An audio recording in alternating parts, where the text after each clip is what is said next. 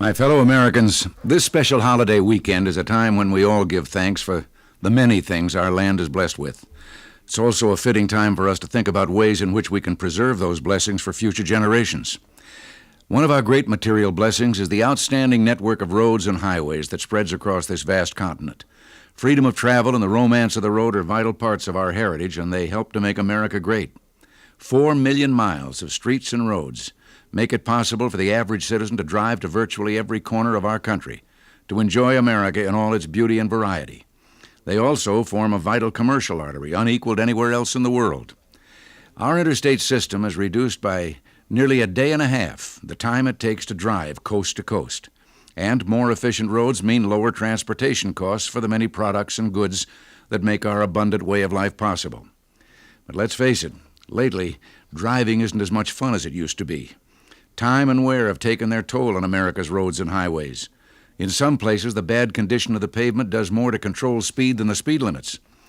We simply cannot allow this magnificent system to deteriorate beyond repair.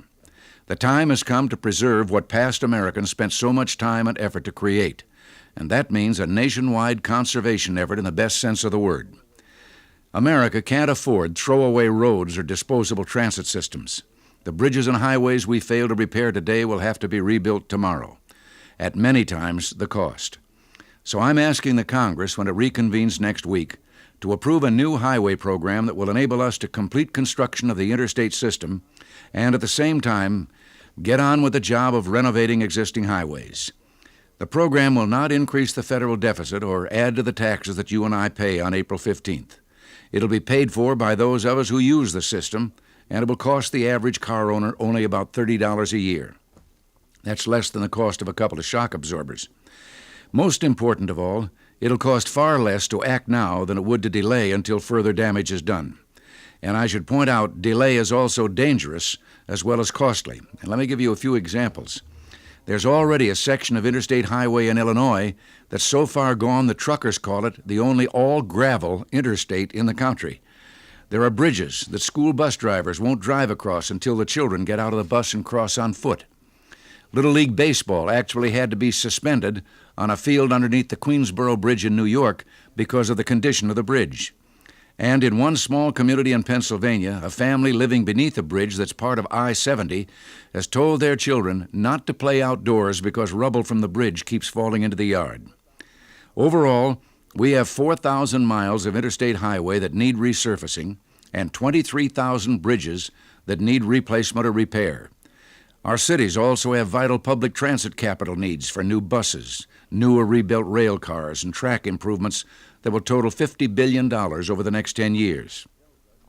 Common sense tells us that it'll cost a lot less to keep the system we have in good repair than to let it crumble and then have to start all over again.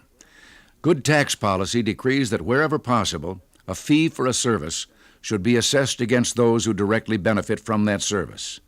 Our highways were built largely with such a user fee, the gasoline tax. I think it makes sense to follow that principle in restoring them to the condition we all want them to be in. So what we're proposing is to add the equivalent of 5 cents per gallon to the existing federal highway user fee, the gas tax. That hasn't been increased for the last 23 years. The cost to the average motorist will be small, but the benefit to our transportation system will be immense. The program will also stimulate 170,000 jobs, not in make-work projects, but in real, worthwhile work in the hard-hit construction industries, and an additional 150,000 jobs in related industries. It will improve safety on our highways and will make truck transportation more efficient and productive for years to come. Perhaps most important, we will be preserving for future generations of Americans a highway system that has long been the envy of the world and that has truly made the average American driver king of the road. Thanks for listening, and until next time, God bless you.